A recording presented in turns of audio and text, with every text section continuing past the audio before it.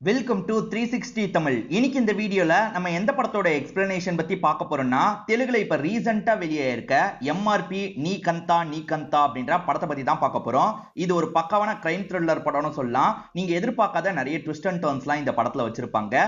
நான் முதல்ல இந்த படத்தோட பிளாட்டை பத்தி சொல்றேன். ஒரு 3 ஃப்ரெண்ட்ஸ் இருக்காங்க. ஒரு கடன் பிரச்சனையில மாட்டிக்கிறாங்க. கிட்னாப் பண்ணா என்னன்ற மாதிரி கிட்னாப்பும் பண்றாங்க. ஆனா தப்பான பாடியை தூக்கி வேற ஒரு பிரச்சனையில மாட்டிக்கிறாங்க. அதுல இருந்து இவங்க எப்படி வெளியே வந்தாங்கன்னு சொல்றது தான் மீதி கதை. இதுல நீங்க எதிர்பார்க்காத நிறைய ட்விஸ்ட் அண்ட் டர்ன்ஸ்லாம் வச்சிருப்பாங்க.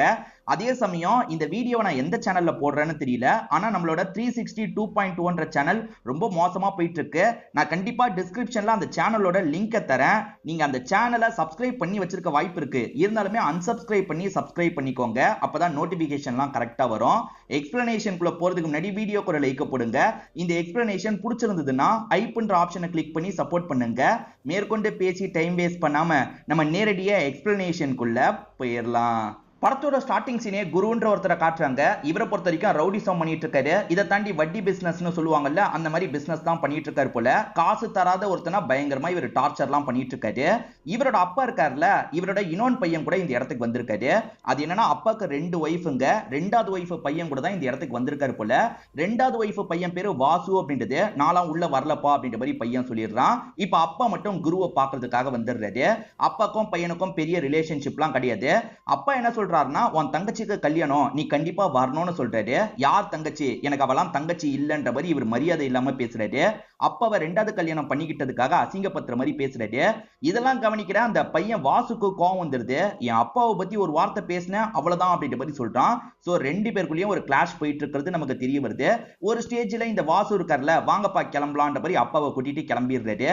இப்ப நம்ம ஹீரோவையும் ஃப்ரெண்ட்ஸையும் காட்டுறாங்க. காலையில ஒரு ஷாக்கிங்கான தகவல் தெரிய வருது. இவங்க ஒரு கடை வச்சிருக்காங்க. அந்த கடையில இருக்க எல்லா பொருளும் உடைஞ்சிருக்கு போல. என்ன ஏதுன்னு பாக்குறதுக்காக இவங்களுமே அந்த இடத்துக்கு வந்துடுறாங்க. யார் உடைச்சாங்க அப்படின்றது தெரியல. இவங்களுமே முறைப்படி ஸ்டேஷன்ல போய் கம்ப்ளைண்ட் பண்ணலாம் அப்படின்ற மாதிரி பக்கத்துல இருக்க ஸ்டேஷனுக்கு வந்துடுறாங்க. இவர் தான் இந்த ஸ்டேஷனோட எஸ்ஐயா இருப்பாரு.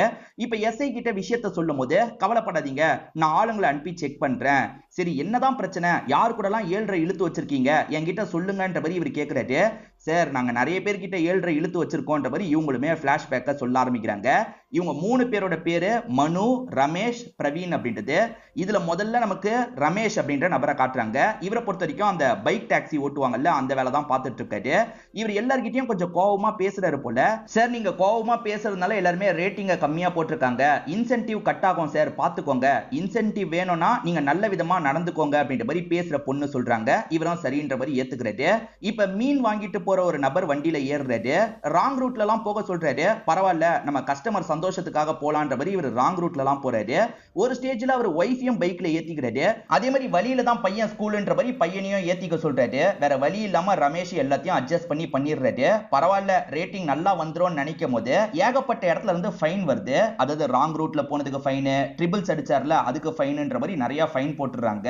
இந்த வேலையே எனக்கு வேணான்ற மாதிரி கடுப்பை ஹெல்மெட்டை தூக்கி போடுறாரு. இவர் தான் ஹீரோவா இருப்பாரு. இவர் பேரு மனு அப்படின்றது. மனுவை பொறுத்த வரைக்கும் ஒரு ஆபீஸ்ல வேலை பார்த்துட்டு இருக்காரு. இதை தாண்டி பிசினஸ் பண்ணணும்னு ஆசைப்படுறாரு. அதுக்காக ஒரு இன்வெஸ்டரை பார்க்கிறதுக்கு வந்திருக்காரு. அவர் பெரிய ஆளா இருப்பாருன்னு பார்த்தா அவர் ஒரு ரோட்டு கடை வச்சிருக்கவரா இருப்பாரு. அவருமே உன்னோட ஐடியாவை சொல்லுன்னு கேட்கும் போது இவருமே சீரியஸா ஐடியாவை சொல்றாரு. ஆனா அந்த நபர் காமெடி எல்லாம் பண்ணிட்டு இருக்காரு. இதை கவனிச்சிட்டு இருக்க ஹீரோக்கு ஒரு ஸ்டேஜ்ல பயங்கரமா கோவம் வந்துருது. நீ ஒண்ணு எனக்கு காசு தரவே தேவையில்லை, நானே பாத்துக்கிறேன் அப்படின்ற மாதிரிலாம் இந்த இன்வெஸ்ட் பண்றேன்னு சொன்னவரை திட்டிட்டு கிளம்ப ஆரம்பிச்சிடுறாரு. நம்ம ஹீரோவை பொறுத்த வரைக்கும் அம்ருதா அப்படின்ற ஒருத்தங்களை லவ் பண்றாரு. 2 பேருமே ஒரே ஆபீஸ்ல தான் வேலை பார்த்துட்டு இருக்காங்க. அம்ருதா என்னாச்சுன்னு கேட்கும் போது இவருமே அவன்லாம் இன்வெஸ்ட் பண்ற மாதிரியே இல்லன்ற மாதிரி ரொம்ப மோசமா திட்டுற மாதிரி பேசுறாரு. சீக்கிரமா நீ ஒரு இன்வெஸ்டரை பிடிக்கணும், அப்பதான் என் வீட்டுல வந்து லவ் மேட்டரை பத்தி பேச முடியும். நம்ம மேனேஜர் எனக்கு நூல் விட்டுட்டு இருக்காரு, அவர் 1 லட்சம் ரூபாய் சம்பாதிக்கிறாரு அப்படின்ற மாதிரிலாம் பேசுறாங்க. ஓஹோ, அப்ப என்ன கழட்டி விட்டுட்டு அந்த மேனேஜர் பின்னாடி போயிடலாம்னு நினைக்கிறியா? இப்ப வேணா நான் சாதாரண ஆளா இருக்கலாம், சீக்கிரமே பிசினஸ் பண்ணுவேன், பெரிய ஆளா மாறுவேன். அது வரைக்கும் நீயும் நானும் சந்திக்க தேவையில்லை, பிரேக்கப் பண்ணிக்கலாம் அப்படின்ற மாதிரி வேலையை விட்டுட்டு இந்த இடத்தை விட்டு கிளம்ப ஆரம்பிக்கிறாரு. சோ இவர் வேலையை விட்டுறாரு, இன்னொன்று ஃப்ரெண்டா வேலையை விட்டுறாருல. அவங்க 2 பேருமே பிசினஸ் ஸ்டார்ட் பண்ணலாமான்ற மாதிரி பேசிட்டு இருக்காங்க. ஆனா 3வது ஃப்ரெண்டு பிரவீன் இதெல்லாம் வேணான்ற மாதிரி சொல்லிட்டாரு. பேசாம 2 பேருமே வேலையை பார்த்து போங்கன்னு சொல்லிட்டாரு. இப்ப பிரவீனோட வேலையும் கெடுக்கணும்ன்ற மாதிரி இவங்க 2 பேர் யோசிக்கிறாங்க. பிரவீனை பொறுத்த வரைக்கும் போட்டோகிராஃபரா இருப்பாரு. அவரோட பாஸ் கிட்ட பேசலான்ற மாதிரி பிரவீன் போன்ல இருந்து பாஸ் கிட்ட பேசுறாங்க. பாஸ கொஞ்சம் திட்டுற மாதிரிலாம் பேசிட்டு இருக்காங்க.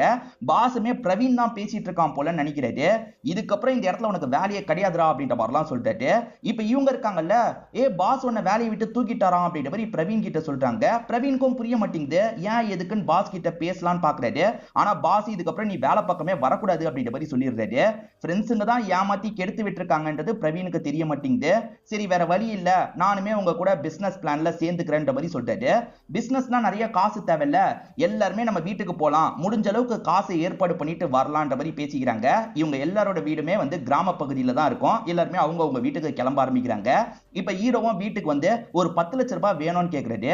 அவ்வளவு காசெல்லாம் தரவே முடியாதுன்ற மாதிரி அப்பா சொல்றாரு. இப்ப இந்த ஃப்ரெண்ட்ஸ் கேங்ல ரமேஷை காட்டுறாங்க. ரமேஷ் அப்பாவை பொறுத்த வரைக்கும் நிறைய மாடெல்லாம் வளர்த்துட்டு இருக்காரு. இவர் என்ன பண்றாருன்னா மாடை விற்கிறதுக்காக ஆளுங்களை கூட்டு வந்துடுறாரு. இவ்வளவு பால் தரோம் அவ்வளவு பால் தரோன்ற மாதிரிலாம் சொல்லிட்டு இருக்காரு. இதனால அப்பா ஒரு ஸ்டேஜ்ல கடுப்பாயிடுறாரு. யார் வளர்த்த மாடை யாரா விற்கிறது அப்படின்ற மாதிரி பையன் ரமேஷை போட்டு அடிக்கிறாரு. சோ ரமேஷுக்கும் வீட்டுல இருந்து எந்த ஒரு காசுமே கிடைக்கல. இப்ப 3 ஃப்ரெண்ட்ஸுமே வந்துடுறாங்கல்ல, அதுல பிரவீன் தான் ஒரு 10,000 ரூபாய் சேர்த்திருக்காரு. நீங்க 10ன்னு சொன்னது 10,000 ரூபாய் தானேன்னு கேக்குறாரு. ஏண்டா நாங்க 10ன்னு 10,000 ரூபாயா சொன்னோம், 10 லட்சம் ரூபாயா சொன்னோம் அப்படின்ற மாதிரிலாம் சொல்லிட்டாங்க. பரவாயில்ல நீங்க எதுவுமே எடுத்துட்டு வரல, நான் இதாவது எடுத்துட்டு வந்திருக்கேன்ல அப்படின்ற மாதிரி இவருமே சொல்லிட்டு இருக்காரு. இப்ப பிரவீன் என்ன சொல்றாருன்னா, நமக்கு பிசினஸ்லாம் செட் ஆகாது மச்சான், திரும்பி நீ அந்த வேலைக்கு போய் சேர்ந்துரு, அம்ருதா மாதிரி பொண்ணெல்லாம் கிடைக்க மாட்டா, எப்படியாவது பேசி சேர்ந்துரு அப்படின்ற மாதிரி சொல்றாரு. அதுவும் சரிதான், நமக்கு பிசினஸ்லாம் செட் ஆகாது, ஃப்ரெண்ட் சொல்றது சரிதான், அம்ருதாவை பார்க்க போலான்ற மாதிரி மனு யோசிக்கிறாரு. அந்த சமயம் அம்ருதா இருக்காங்கல்ல, மேனேஜரோட பர்த்டேவை கொண்டாடிட்டு இருக்காங்க, கேக் எல்லாம் ஊட்டி விட்டுட்டு இருக்காங்க. அவரை பொறுத்த வரைக்கும் ஸ்மோக் பண்ணுவார் போல. உனக்கு ஓகே தானேன்னு கேட்கும்போது இவங்களும் ஓகேன்ற மாதிரி சொல்றாங்க. அப்ப சட்டுன்னு மனு இந்த இடத்துக்கு வந்துடுறாரு. நான் ஸ்மோக் பண்ணும்போது உனக்கு ஓகே இல்ல, இவன் பக்கத்துல இருந்து ஸ்மோக் பண்ணா உனக்கு ஓகேவா? ஓஹோ 1 லட்சம் ரூபாய் சம்பாதிக்கிறான்ல, அதனால தான் இப்படி பண்றியான்ற மாதிரி கேர்ள் ஃப்ரெண்ட திட்டுற மாதிரி பேசுறாரு. இந்த மாதிரிலாம் பேசாத மனு அப்படின்ற மாதிரி இவங்களுமே கோவப்படுறாங்க. இப்ப மேனேஜர் சப்போர்ட் பண்ற மாதிரி இவரை பிடிச்சி தள்ளிலாம் விடுறாரு. இப்ப மனு கீழே விழுந்து கொஞ்சம் அசிங்கப்பட்டுறாருல, இதனால கேர்ள் ஃப்ரெண்ட போட்டு பயங்கரமா திட்டுறாரு. அவன் தான் வேணும்னு முடிவு பண்ணிட்டல, நான் திரும்பி உன்கிட்ட வரலாம்னு நினைச்சேன், ஆனா இதுக்கப்புறம் உன் பக்கமே தலை வச்சு படுக்க மாட்டேன்ற மாதிரி கிளம்பிடுறாரு. அதுக்கப்புறம் என்ன பண்றதுன்னு இவங்க யோசிச்சுட்டு இருக்கும் போது சீனுன்ற ஒரு நபர் இவங்க கிட்ட பேசுறதுக்காக வராரு. அவருக்கு ஒரு கேர்ள் ஃப்ரெண்ட் இருக்காங்க, பேரு மீரா அப்படின்றது.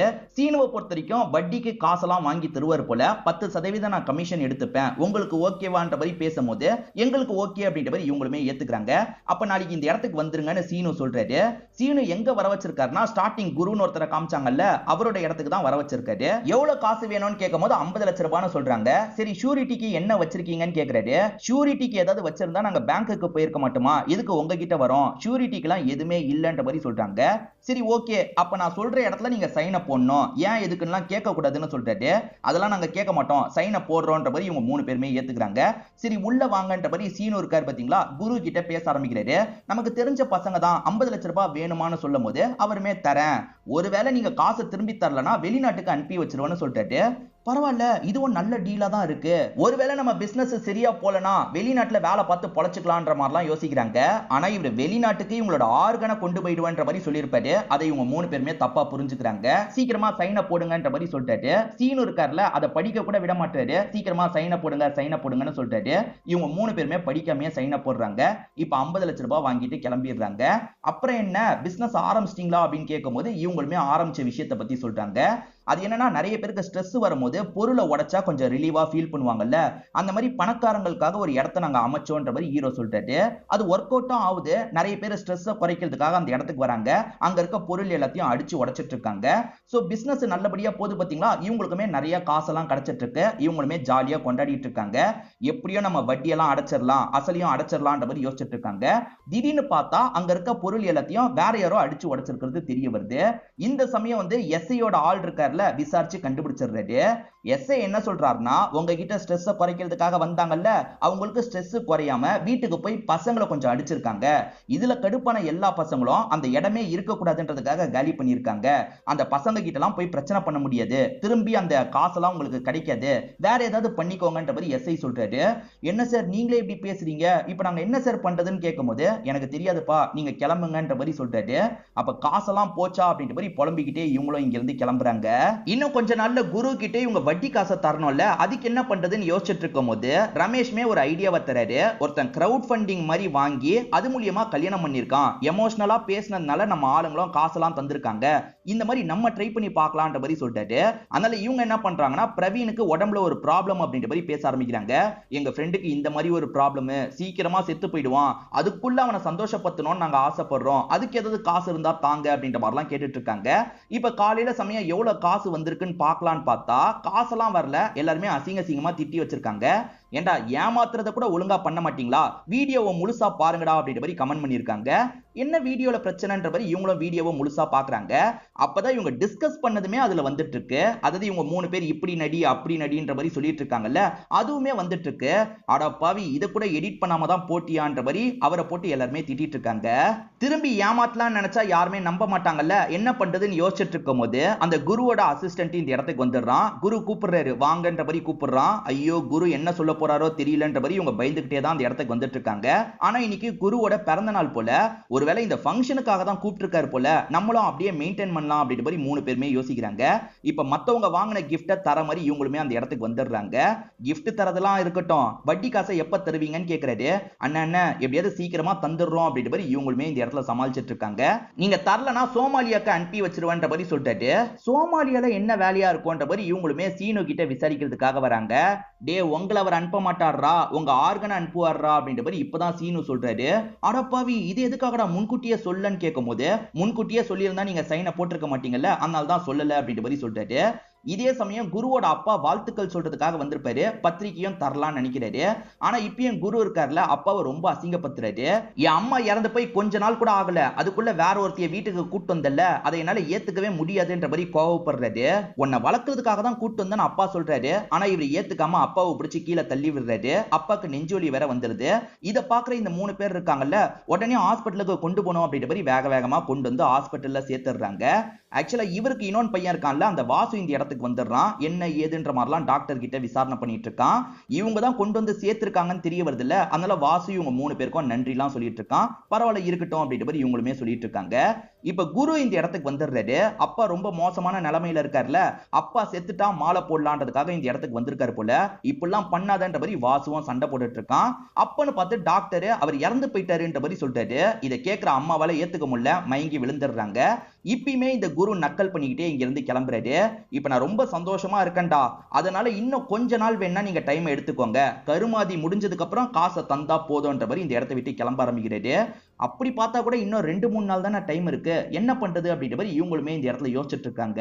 அந்த சீனோட கேர்ள் ஃப்ரெண்ட் கிட்ட ஹெல்ப் கேக்குறாங்க. என்னால என்ன பண்ண முடியும்னு அந்த பொண்ணு கையை வெறிச்சிடுறாங்க. இப்ப நம்ம மனுக்கு ஏதோ ஒரு ஐடியா தோணுது போல, மச்சான் எனக்கு ஒரு ஐடியா கிடைச்சிருச்சு, வாங்க கிளம்பலாம் அப்படின்ற மாதிரி வேகமா ஃப்ரெண்ட்ஸ் 2 பேரையும் இங்க இருந்து கூட்டிட்டு கிளம்ப ஆரம்பிக்கிறாரு. அம்மா மயங்கி விழுந்துட்டாங்கல்ல, பக்கத்துல இருந்து வாசு பார்த்துட்டு இருக்காரு. அப்ப வாசுக்கு ஒரு போன் கால் வருது. பேசுறது நம்ம மனு தான். வாய்ஸை மாத்தி பேசுறாரு. என்ன சொல்றாருன்னா, உன் அப்பாவோட டெட் பாடி இப்ப என் கண்ட்ரோல்ல இருக்கு, இறுதி சடங்கு ஒழுங்கா பண்ணணும்னு நினைச்சனா எனக்கு காசு தான்ற மாதிரி கேக்குறாரு. இதனால இந்த வாசு இருக்காருல, டாக்டர் கிட்ட விசாரிக்கிறாரு. ஆமா சார், டெட் பாடி திருடப்பட்டுருச்சு அப்படின்ற மாதிரி டாக்டர்மே இந்த இடத்துல சொல்றாரு. சரி சரி, என் அப்பா உன்கிட்ட தான் இருக்காருன்றதுக்கு நீ ப்ரூஃப் அனுப்பு, நான் கண்டிப்பா கேட்கிற காசை தந்துடுறேன் அப்படின்ற மாதிரி அவனுமே சொல்றான். ஆக்சுவலா ஹீரோ ஒரு ஐடியாவை ஃப்ரெண்ட்ஸுங்க கிட்ட சொன்னார்ல, இந்த ஐடியாவை தான் சொல்லியிருப்பாரு. இவங்க 3 பேருமே வார்ட் பாய் மாதிரி உள்ள வந்திருப்பாங்க. வந்தவங்க சாமர்த்தியமா டெட் பாடியா அங்க இருந்து கொண்டு போயிருப்பாங்க. எனக்கு 50 லட்சம் ரூபாய் வேணும் அப்படின்ற மாதிரிலாம் இவர் டீல் பேசுறாரு. ஏன்னா குரு கிட்ட இவங்க 50 லட்சம் ரூபாய் தரணும், அந்த காசை தந்துட்டா நிம்மதியா இருக்கலாம்ன்ற மாதிரிலாம் யோசிச்சுட்டு இருக்காங்க. இப்ப ஜாலியா டான்ஸ் பண்ணிட்டு இருக்கும் போது ஒரு இன்ஸ்பெக்டர் பேட்டி தராரு. இங்க இருந்து பாடி திருடு போயிருக்கு, யார் இதுக்கு பின்னாடி இருந்தாலும் சரி சீக்கிரமே அவங்கள கண்டுபிடிச்சிருவேன்ற மாதிரிலாம் பேசுறாரு. ஒருவேளை இந்த இன்ஸ்பெக்டர் கண்டுபிடிச்சிட்டா என்ன பண்றது அப்படின்ற மாதிரி இவங்களுமே பயந்துட்டு இருக்காங்க. சரி சமாளிச்சுக்கலாம், முதல்ல பாடியை பார்க்கலான்ற மாதிரி இவங்க ஓபன் பண்றாங்க. அப்படி பாடியை பார்க்கறவங்க ஷாக் ஆயிடுறாங்க. இவங்க அந்த அப்பாவோட பாடியை தானே தூக்குனாங்க, ஆனா இங்க ஒரு லேடியோட பாடி இருக்கு. என்ன லேடியோட பாடி இருக்கு, அப்ப பாடியை நம்ம மாத்தி எடுத்துட்டோமா அப்படின்ற மாதிரி 3 பேருமே ஷாக் ஆயிட்டு இருக்காங்க. எப்படி பாடி மாறுச்சுன்றது தெளிவா நமக்கு தெரியல. இங்கதான் படத்தோட இன்டர்வல போடுறாங்க. இந்த பொண்ணு யாருனே தெரியல, இப்போதைக்கு இந்த பொண்ணோட பாடியை ஃப்ரிட்ஜ்ல வச்சிடலான்ற மாதிரி இவங்களும் ஃப்ரிட்ஜ்ல வச்சிடுறாங்க. ஆக்சுவலா நம்பர் எல்லாம் செக் பண்ணி தான் இவங்க பாடியை எடுத்திருப்பாங்க. அப்புறம் எப்படி பாடி மாறுச்சு? அப்ப அந்த வாசுவோட அப்பா பாடி யார்கிட்ட இருக்கு? அவன் வேற போட்டோவை கேக்குறான். போட்டோவையே நம்மளால அனுப்ப முடியலையே, என்ன பண்றது அப்படின்ற மாதிரி இவங்க 3 பேருமே டிஸ்கஸ் பண்ணிட்டு இருக்காங்க. பாடி காணாம போயிருச்சுன்னு தெரிஞ்சோனே அந்த வாசுவை பொறுத்த வரைக்கும் குரு மேலதான் சந்தேகம் வந்திருக்கு போல. நீ தானே இந்த விஷயத்த பண்ணன்னு கேட்கும்போது, நான் இந்த விஷயத்த பண்ணலன்ற மாதிரிலாம் குரு சொல்றாரு. நீ தான் இதை பண்ணன்னு தெரிஞ்சது, அவ்வளவுதான் அப்படின்ற மாதிரி வாசு வார்னிங் கொடுத்துட்டு கிளம்பிடுறான். இப்ப குரு இருக்கார்ல, நான் கூட இதெல்லாம் பண்ண வேணாம்னு நினைச்சேன். ஆனா இப்ப பாடியை எப்படியாவது நான் எடுக்கணும். பாடியை எவன் எடுத்தான்னு எனக்கு தெரியாது. ஆனா அவன் கிட்ட இருந்து பாடியை நான் வாங்கணும். என் அப்பாக்கான இறுதி சடங்கு ஒழுங்கா நடக்க கூடாது. ரொம்ப கேவலமா அது நடக்கணும். அதுக்கு பாடி என்கிட்ட வரணும்ன்ற மாதிரிலாம் இவர் பேசிட்டு இருக்காரு. ஃப்ரெண்ட்ஸுங்களை பொறுத்த வரைக்கும் பாடி எங்க போச்சுன்னு தெரியாம முழிச்சிட்டு இருக்காங்க. இப்ப ஃப்ரிட்ஜோட கதவு ஆட்டோமேட்டிக்கா திறக்குது. ஐயோ பேயா அப்படின்ற மாதிரி ஃப்ரெண்ட்ஸுங்க பயப்படும் போது, டே கதவே கொஞ்சம் ரிப்பேர்ல தான் இருக்கு, நம்ம போய் கதவை சாத்தலாம் அப்படின்ற மாதிரி இவருமே பக்கத்துல போய் கதவெல்லாம் சாத்திடுறாரு. அப்பன்னு பார்த்து யாரோ காலிங் பெல் அடிக்கிறாங்க. யாருன்ற மாதிரி இவர் ஓட்டையில கண்ணை வச்சு பாக்குறாரு. பார்த்தா பேட்டி தந்த இன்ஸ்பெக்டர் தான் வந்திருக்கிறது தெரிய வருது. டே அந்த இன்ஸ்பெக்டர் வந்திருக்கான்ற மாதிரி ஃப்ரெண்ட்ஸுங்க கிட்ட சொல்றாரு. அவன் எதுக்காக வந்திருக்கான், கண்டுபிடிச்சிட்டானா அப்படின்ற மாதிரி இவங்க பயந்துட்டு இருக்காங்க. ஏதாவது பேசி சமாளிப்போன்ற மாதிரி ஒரு ஸ்டேஜ்ல இவங்களுமே கதவை திறக்கிறாங்க. அந்த இன்ஸ்பெக்டருமே ஓஹோ இந்த இடத்துல நீங்க 3 பேர் தான் இருக்கீங்களான்ற மாதிரி கேக்குறாரு. இன்ஸ்பெக்டரை பொறுத்த வரைக்கும் எதர்ச்சியா தான் இந்த இடத்துக்கு வந்திருக்காரு போல. என் வீடு பக்கத்துல தான் இருக்கு, என் ஒய்ஃப் எங்க போனான்னு தெரியல, அதனால தான் உங்க வீட்டுல கொஞ்ச நேரம் உட்காரலாம் நினைச்சேன்ற மாதிரி சொல்லிட்டு, ஓஹோ நீங்க பக்கத்துல இருக்கீங்களான்ற மாதிரி கேக்குறாங்க. ஆமாண்டா நான் பக்கத்துல தான் இருக்கேன். பக்கத்துல இருக்க என்னோட ஒய்ஃபை நீங்க தான் சைட் அடிச்சிட்டு இருக்கீங்களான்னு கேக்குறாரு. சரி அந்த மாதிரிலாம் எதுவுமே இல்லைன்ற மாதிரி இவங்களுமே சமாளிச்சிட்டு இருக்காங்க. இவர் வேற ஃப்ரிட்ஜுக்கு பக்கத்துல வராருல, சமாளிச்சு இவங்களுமே ஒரு இடத்துல உட்கார வச்சிருக்காங்க. பீர் சாப்பிடுறீங்களா சார் அப்படின்ற மாதிரி அவரை பீர்லாம் இந்த இடத்துல குடிக்க வச்சிட்டு இருக்காங்க. எப்பவுமே என்னோட ஒய்ஃப் இந்த டைம் வீட்ல இருப்பா, ஏன் இன்னும் வரலன்னு தெரியலையே, சரி நான் கிளம்புறேன் அப்படின்ற மாதிரி இவருமே இங்க இருந்து எந்திரிச்சு கிளம்ப ஆரம்பிக்கிறாரு. எப்படியே இவர் அனுப்பியாச்சு அப்படின்ற மாதிரி இவங்க எல்லாருமே நிம்மதி ஆயிட்டு இருக்காங்க. இவர் போனதுக்கு அப்புறம் இப்ப பாடியை என்ன பண்றதுன்னு பேசிட்டு இருக்காங்க. திடீர்னு பார்த்தா அவர் திரும்பி வந்து கதவை தட்டிட்டு இருக்காரு. எதுக்கு திரும்பி வந்து கதவை தட்டிட்டு இருக்காரு, கண்டுபிடிச்சிட்டாரா அப்படின்ற மாதிரி பயந்துட்டு இருக்காங்க. இப்ப கதவை திறந்தோன இவர் பாட்டுக்கு ஃப்ரிட்ஜை நோக்கி நடந்து போயிட்டு இருக்காரு. கண்டிப்பா கண்டுபிடிச்சிட்டாரு, இந்த மனுஷனை ஏதாவது பண்ணணும் அப்படின்ற மாதிரிலாம் யோசிக்க ஆரம்பிக்கிறாங்க. இப்ப அடிக்கிற மாதிரி ஃப்ரெண்ட் இருக்கார்ல, கட்டையை எடுத்துட்டு பக்கத்துல வந்துட்டு இருக்காரு. ஆனா உண்மையில போலீஸ் அவரோட சாவியை எடுக்கிறதுக்காக தான் வந்திருப்பாரு. ஆனா இவங்க அடிக்கிறதுக்காக வந்ததை கண்டுபிடிச்சிடுறாருல. எதுக்காக என்ன அடிக்கிறதுக்காக வந்தீங்க, ஏதோ தப்பு பண்றீங்க, என்ன தப்பு பண்றீங்க, என் பொண்டாட்டியை சாவடிச்சிட்டீங்களா, உண்மையை சொல்லுங்கன்ற மாதிரி கேட்கிறாரு. சரி உங்க பொண்டாட்டியை சாவடிக்கல, ஆனா வேற ஒருத்தங்களோட பாடி இருக்குன்னு சொல்லும் போது எங்க ஓபன் பண்ணுங்கன்ற மாதிரி கேட்கும் போது பிரவீன் இருக்கார்ல, வேகமா ஓபன் பண்ணி காமிச்சிடுறாரு. அந்த ஹாஸ்பிட்டல்ல இருந்து 2 பாடி மிஸ் ஆயிருக்கும், அதுல ஒரு பாடி தான் இதுன்றது இந்த போலீஸ்க்கு தெரியுது. எதுக்காக நீங்க தூக்க ட்ரை பண்ணீங்கன்னு கேட்கும் போது, நாங்க வேற ஒரு பாடியை காசுப்பட்டு தூக்குறதுக்கு ட்ரை பண்ணோம் சார், தெரியாம இந்த பாடி வந்துருச்சு அப்படின்ற மாதிரி விஷயத்த சொல்றாங்க. எது 50 லட்ச ரூபாய் டீல் பேசி வச்சிருக்கீங்களா, சரி திரும்பி அவனுக்கு கால் பண்ணுங்கடா அப்படின்னு சொல்றாரு. இவங்களுமே கால் பண்ணி வாசு கிட்ட பேசுறாங்க. இப்ப பேமெண்ட்ல சின்னதா ஒரு சேஞ்ச், 1 கோடி ரூபாய் வேணும்ன்ற மாதிரிலாம் கேக்குறாங்க. இந்த போலீஸ் தான் 1 கோடி ரூபாய் கேளுங்கன்னு சொல்லியிருப்பாரு. அந்த மாதிரி இவங்களுமே 1 கோடி ரூபாய்க்கு டீல் பேசிடுறாங்க.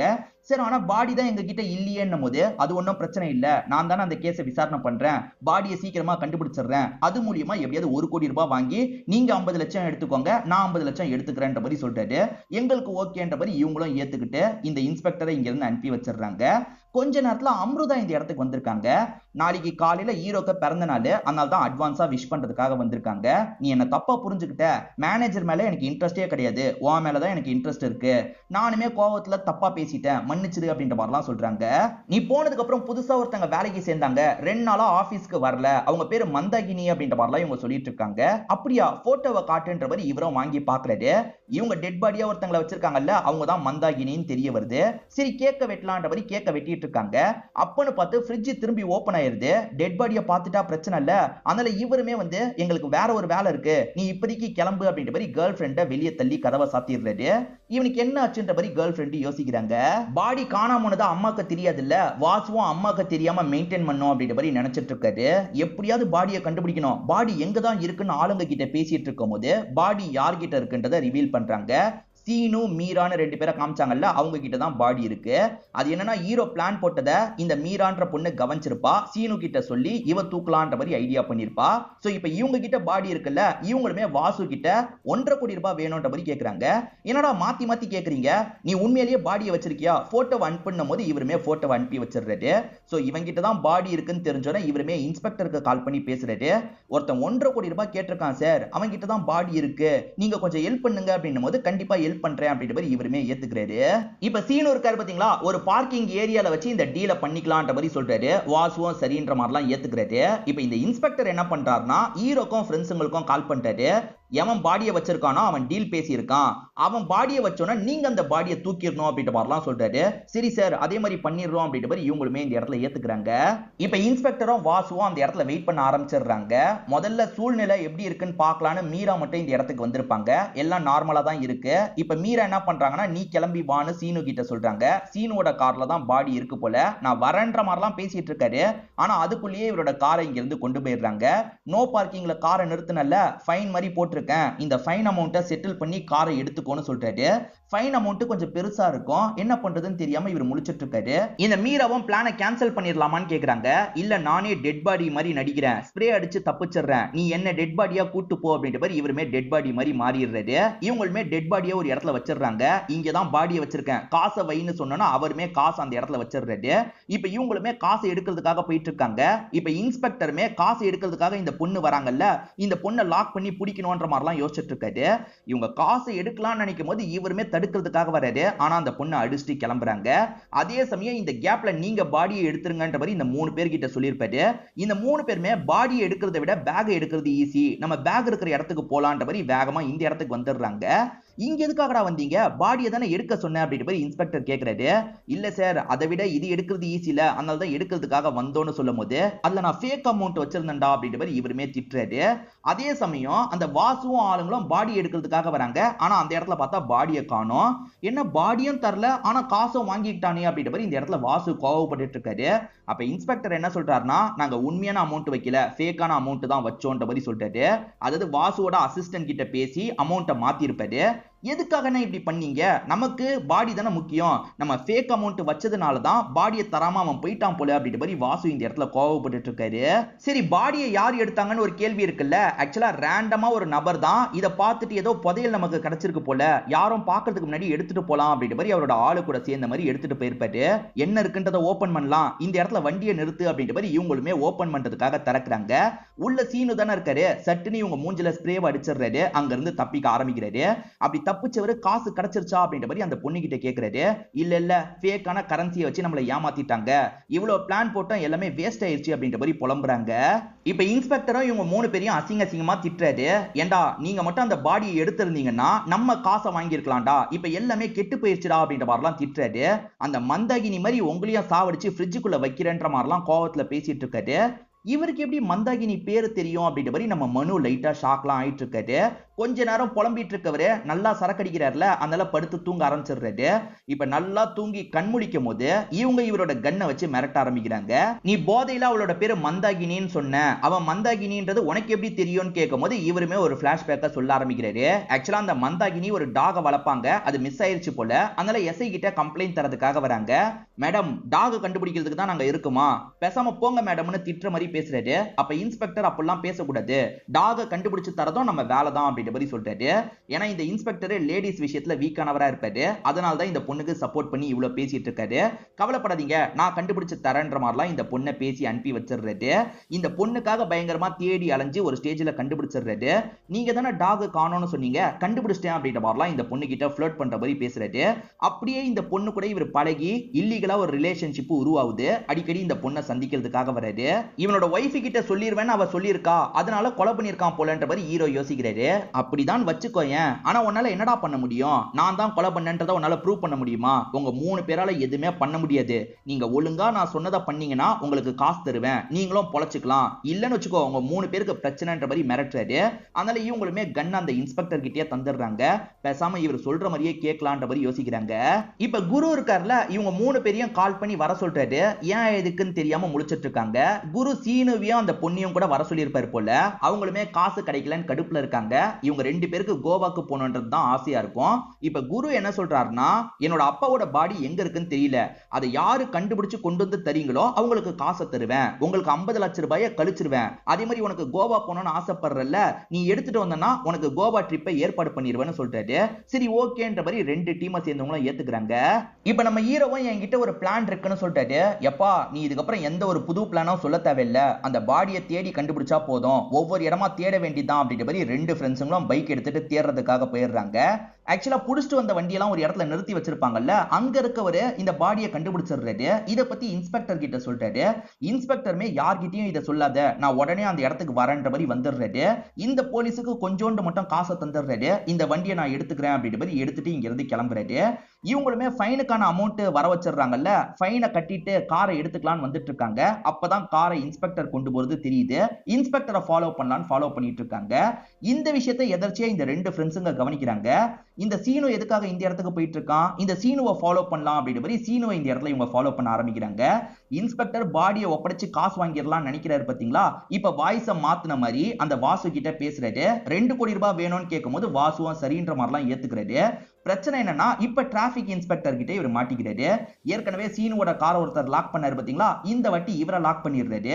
இவர் நானும் போலீஸ் தான் அப்படின்ற மாதிரிலாம் சொல்றாரு. நீ போலீஸ்ன்றதுக்கு என்ன சாட்சி இருக்கு, காரை விட்டு வெளியே இறங்கு அப்படின்ற மாதிரிலாம் சொல்லிட்டு இருக்காரு. அப்பன்னு பார்த்து சீனுவும் மீராவும் இந்த இடத்துக்கு வந்துடுறாங்க. சரி இது எங்க காரு சார், நீங்க தானே சார் ஃபைன் போட்டீங்க, மறந்துட்டீங்களா அப்படின்ற மாதிரி இவங்க காருன்ற மாதிரி கிளைம் பண்ணிட்டு இருக்காங்க. ஆமா இவங்க கார் தானே அப்படின்ற மாதிரி அந்த டிராபிக் இன்ஸ்பெக்டரும் யோசிக்கிறாரு. அவங்க கிட்ட சாவியை தரலாம் நினைக்கிறாரு. அப்ப இந்த இன்ஸ்பெக்டர் இருக்கார்ல, சார் இந்த கார்ல டெட் பாடி இருக்கு சார், நீங்க ஓபன் பண்ணி பாருங்கன்ற மாதிரி சொல்றாரு. இது எல்லாத்தையும் கவனிச்சிட்டு இருக்க ஃப்ரெண்ட்ஸ் இருக்காங்கல்ல, மச்சான் இங்க இதுதான்டா நடந்துட்டு இருக்கு, சீக்கிரமா வான்ற மாதிரி நம்ம ஹீரோ கிட்டயும் கால் பண்ணி சொல்லிடுறாங்க. இப்ப இந்த டிராபிக் இன்ஸ்பெக்டருக்கு ஒரே குழப்பமா இருக்கு. சரி ஓபன் பண்ணி பார்த்துட்டா என்ன, கார் டிக்கியை ஓபன் பண்ணுங்கன்ற மாதிரி சீனு கிட்ட சொல்றாரு. சீனுவும் ஓபன் பண்றதுக்கு தயங்கிட்டு இருக்காரு. என்ன தயங்கிட்டு இருக்க, சீக்கிரமா ஓபன் பண்ணுன்னு சொன்னோன்னே வேற வழி இல்லாம இவருமே ஓபன் பண்ண ஆரம்பிக்கிறாரு. அப்பன்னு பார்த்து கொசு மருந்து அடிப்பாங்க பாத்தீங்களா, அந்த வண்டி கிராஸ் ஆகுது. கொசு மருந்து எல்லாம் அடிச்சதுனால கொஞ்ச நேரம் என்ன நடக்குதுன்னே உங்களுக்கு தெரிய மாட்டேங்குது. இப்ப கண் முழிச்சு பார்க்கும்போது இன்ஸ்பெக்டர் அந்த கார் எடுத்துட்டு கிளம்புனது தெரிய வருது. ஐயோ கார் எடுத்துட்டு அவன் கிளம்பிட்டானே அப்படின்ற மாதிரி சீனுவும் மீராவும் ஃபாலோ பண்ண ஆரம்பிக்கிறாங்க. இந்த இன்ஸ்பெக்டரும் முகத்தெல்லாம் மறைச்ச மாதிரி அந்த வாசு கிட்ட பேச ஆரம்பிக்கிறாரு. உன் அப்பாவோட பாடி இருக்கு, நீ காசை முதல்ல அனுப்பி வை, நான் பாடி அனுப்புறேன்ற மாதிரிலாம் சொல்றாரு. ஏ இன்ஸ்பெக்டர் நீ தான் இதை பண்றேன்னு எனக்கு தெரிஞ்சிருச்சு, காசு அனுப்புறது எனக்கு பிரச்சனை கிடையாது, நான் காசை லிஃப்ட்ல அனுப்புறேன், நீ பாடி அனுப்புன்னு சொல்றாரு. சரி ஓகேன்ற மாதிரி இன்ஸ்பெக்டருமே ஏத்துக்கிறாரு. இப்ப ரெண்டு பேருமே லிஃப்ட்ல மாத்தி மாத்தி அனுப்பி வச்சிடுறாங்க. ஒரு ஸ்டேஜ்ல வாசுவோட அப்பா பாடி இந்த இடத்துக்கு வந்துருது. அப்பா அப்பான்ற மாதிரி இவருமே அந்த பாடியை ஓபன் பண்றாரு. உண்மையிலேயே அப்பாவோட பாடி தான் இந்த இடத்துக்கு வந்திருக்கு, அப்பாவோட பாடி கிடைச்சிருச்சு அப்படின்ற மாதிரி சந்தோஷப்படுறாரு. இதே சமயம் ஹீரோவும் ஃப்ரெண்ட்ஸும் சேர்ந்த மாதிரி அப்பாவோட பாடி கிடைச்சிருச்சுன்ற மாதிரி குரு கிட்ட தராங்க. குருவும் அதை ஓபன் பண்றாரு. பார்த்தா அப்பாவோட பாடி தான் இங்க இருக்கு. எப்படி ரெண்டு இடத்துல பாடி இருக்குன்னு ஒரு கேள்வி வருது பாத்தீங்களா. இப்பதான் நமக்கு அந்த வாசு இருக்கிற இடத்தை காட்டுறாங்க. வாசு அப்பாவோட பாடியை தானே பார்த்தாரு, ஆனா அது மாஸ்க் போட்ட மாதிரி இருக்கு. இப்ப மாஸ்க் பிஞ்சிட்டு வந்துருது. இப்பதான் நம்ம ஹீரோ போட்ட பிளான நமக்கு தெளிவா காட்டுறாங்க. அது என்னன்னா, ஹீரோ ஒரு பிளான் இருக்குன்னு சொன்னாரு பாத்தீங்களா, நம்ம கிட்ட இருக்க லேடி பாடிக்கு அவரோட மாஸ்க போட்டுலான்ற மாதிரி தான் சொல்லியிருப்பாரு. அந்த மாதிரி ஒரு ஃப்ரெண்டை வர வச்சு அந்த அப்பாவோட கெட்டப்ல இந்த பொண்ணோட ஃபேஸை மாத்தி இருப்பாரு. அப்படி மாத்தும் போது தான் கரெக்டா ஃப்ரெண்ட்ஸுங்க கிட்ட இருந்து கால் வந்திருக்கும். அந்த இடத்துக்கு போலான்ற மாதிரி இவருமே கொசு வண்டியில அந்த இடத்துக்கு வந்திருப்பாரு. சோ கார் டிக்கி ஓபன்ல இருக்கும்போது அந்த பாடியை எடுத்துட்டு இந்த பாடியை வச்சிருப்பாரு. சோ அந்த பாடியை இவர் எடுத்துட்டு கிளம்பி இருப்பாரு. சோ இப்ப நல்லபடியா இவங்க 3 பேருமே அந்த குருவோட அப்பா பாடியை குரு கிட்ட ஒப்படைச்சிடுறாங்கல்ல. குரு பயங்கரமா சந்தோஷப்படுறாரு. உங்களோட கடன் எல்லாத்தையும் கழிச்சிட்டேன் அப்படின்ற மாதிரி பத்திரத்தை இவங்க கண் முன்னாடியே கிழிச்சுலாம் போட்டுறாரு. இப்ப இன்ஸ்பெக்டர் கிளம்பலாம்னு நினைக்கும் போது இந்த இடத்துக்கு சீனுவும் மீராவும் வந்து அது எங்களோட காசுன்ற மாதிரி சண்டை போட்டுட்டு இருக்காங்க. இவங்க சண்டை போட்டுட்டு இருக்கும் போது மேல இருந்து வாசுவே இறங்கி வந்துடுறாரு. அது என் அப்பாவோட பாடியே இல்ல, என்ன திரும்பி திரும்பி ஏமாத்துறீங்களான்ற மாதிரி இவங்க 3 பேரையும் போட்டு அடிக்கிறாரு. இவங்க 3 பேரையும் இந்த இடத்துல லாக் பண்ணி வச்சிடுறாரு. இந்த குருவை பொறுத்த வரைக்கும் என்ன பண்றானா, அப்பாவோட பாடியை எரிக்கலாம்னு நினைக்கிறான். முறைப்படி எதுவுமே பண்ணக்கூடாது, இந்த ஆள் இப்படிதான் சாவணும்ன்ற மாதிரி சொல்றான். ஆனா ஹீரோக்கு இது தப்பா படுது. அண்ணா இல்லண்ணே, என்னதான் இருந்தாலும் அப்பா இப்படி பண்ணக்கூடாதுன்ற மாதிரி சொல்றாரு. என்னடா ஓவரா பேசிட்டு இருக்க, உன் வேலை முடிஞ்சிருச்சுல கிளம்புன்ற மாதிரி இவருமே ஹீரோவை அடிக்கிறதுக்காக வராரு. இதனால ஹீரோ தடுத்து சண்டை போடுறாரு. நம்ம வாசு கிட்ட இதை சொல்லலாம் அப்படின்ற மாதிரி வாசுக்கு கால் பண்ணி சொல்லிடுறாரு. இப்ப ஹீரோவும் ஃப்ரெண்ட்ஸும் இந்த இடத்துல சண்டை போட்டுட்டு இருக்காங்க. ஒரு ஸ்டேஜ்ல லாக் ஆகிற நிலைமை வரும்போது வாசு ஆளுங்களோட வந்துடுறாரு. அவர் ஹெல்ப் பண்றதுனால சிச்சுவேஷனை இவங்க கண்ட்ரோலுக்கு கொண்டு வந்துடுறாங்க. இப்ப வாசு அப்பாவோட பாடியை நல்லபடியா காப்பாத்திடுறாரு. திரும்பியே என்னோட அப்பாவை நீங்க தான் காப்பாத்திருக்கீங்க, நன்றி அப்படின்ற மாதிரிலாம் சொல்லிட்டு இருக்காரு. இந்த சண்டையில குரு செத்து போயிருப்பாரு. இதுக்கப்புறம் குருவாலியும் நமக்கு பிரச்சனை இல்லை அப்படின்ற மாதிரி இந்த 3 ஃப்ரெண்ட்ஸுங்க நிம்மதி ஆகுறாங்க. இன்னொன்று பக்கம் 3 பேரை வாசு லாக் பண்ணிட்டு கிளம்பினாரு பாத்தீங்களா, பாதுகாப்புக்காக ஆளை விட்டுட்டு தான் போயிருப்பாரு. இவங்க தப்பிக்கலாம்னு நினைக்கும் போது அந்த ஆளு லாக் பண்ணிடுறாரு. அதே சமயம் எஸ்ஐயும் இந்த இடத்துக்கு வந்து இன்ஸ்பெக்டர் லாக் பண்றாரு. இப்ப வாசு இருக்காருல, அப்பாக்கு முறைப்படி செய்ய வேண்டிய எல்லா விஷயத்தையும் செஞ்சுட்டு இருக்காரு. அதே சமயம் அந்த மந்தாகினி இறந்து போயிட்டாங்கன்றது தெரிஞ்சிருது இல்ல, அந்த டாகை இதுக்கப்புறம் அதுக்கப்புறம் நம்ம பாத்துக்கலாம்ன்ற மாதிரி அம்ருதா யோசிச்சுட்டு இருக்காங்க. மந்தாகினி எப்படி இறந்து போனாங்கன்னு தெரியலன்னு சொல்லும் போது இந்த டாகுக்கு தான் வெளிச்சம் அப்படின்ற மாதிரி இவருமே சொல்றாரு. இப்பதான் நடந்த விஷயத்த நமக்கு இந்த டாகோட பாயிண்ட் ஆஃப் வியூல இருந்து காட்டுறாங்க. அது என்னன்னா, ரெண்டு பேருமே இல்லீகலா பழகிட்டு இருக்காங்கல்ல, என்ன கல்யாணம் பண்ணிக்கோங்க, உங்க ஒய்ஃபை விட்டுட்டு வாங்கன்ற மாதிரி சண்டை போட்டுக்கிட்டே இருக்காங்க. இவர் கோவப்படுறாரு, ஏதாவது பண்ணலாமான்னு யோசிக்கிறாரு. ஆனா அதுக்குள்ளேயே அவங்க பொத்துன்னு விழுந்த மாதிரி சவுண்ட் கேக்குது. என்ன ஏதுன்னு பாக்குறதுக்கு போனா வாழைப்பழ தோல் வலிக்கு கீழே விழுந்து இறந்து போயிருப்பாங்க. ஐயோ இறந்து போயிட்டாலே என்ன பண்றது, எப்படியும் நம்ம மேலதான் பழி வரும், நம்மளே ஏதாவது பண்ணலான்ற மாதிரி இவருமே மறைக்கிறதுக்கு ட்ரை எல்லாம் பண்ணிருப்பாரு. ஆனா இன்ஸ்பெக்டர் தப்பு பண்ணது இந்த எஸ்ஐக்கு தெரிஞ்சதுல எஸ்ஐயுமே லாக் பண்ணி பிடிச்சிடுறாரு. இதுல இவங்க 3 பேரோட சப்போர்ட் கொஞ்சம் இருக்குல்ல, இவங்க 3 பேருக்கும் வாழ்த்துக்கள் சொல்றாரு. நான் கவர்மெண்ட் மூலியமா உங்களுக்கு காசு வாங்கி தரேன், அது மூலியமா வேற ஏதாவது பிசினஸ் பண்ணுங்கன்னு சொல்றாரு. இவங்க 3 பேருமே சந்தோஷமா இந்த விஷயத்தை ஏத்துக்கிறாங்க. அதே சமயம் இன்ஸ்பெக்டர் இருக்கார்ல, இப்ப இந்த இடத்துல இருக்க செல்லுல தான் இருக்காரு. செல்லுல இருக்க ஒரு அக்யூஸ்ட் கூட சண்டெல்லாம் போட்டுட்டு இருக்காரு. இதோடயே நமக்கு இந்த படத்தோட கதையை முடிச்சிடுறாங்க. காமெடியாவும் அதே சமயம் ரொம்ப இன்ட்ரெஸ்டிங்காவும் இருந்தது. பார்க்கணும்னு நினைக்கிறவங்க ஃபுல் படத்தை கூட பாருங்க. இந்த எக்ஸ்பிளனேஷன் நிச்சயமா உங்க எல்லாருக்குமே பிடிச்சிருக்கும்னு நம்புறேன். இந்த வீடியோ உங்களுக்கு பிடிச்சிருந்ததுன்னா லைக் பண்ணுங்க, கமெண்ட் பண்ணுங்க, மறக்காம 360 தமிழ் சேனலை சப்ஸ்கிரைப் பண்ணுங்க. தொடர்ச்சியா இந்த மாதிரி வீடியோக்கள் வந்துகிட்டே தான் இருக்கும்.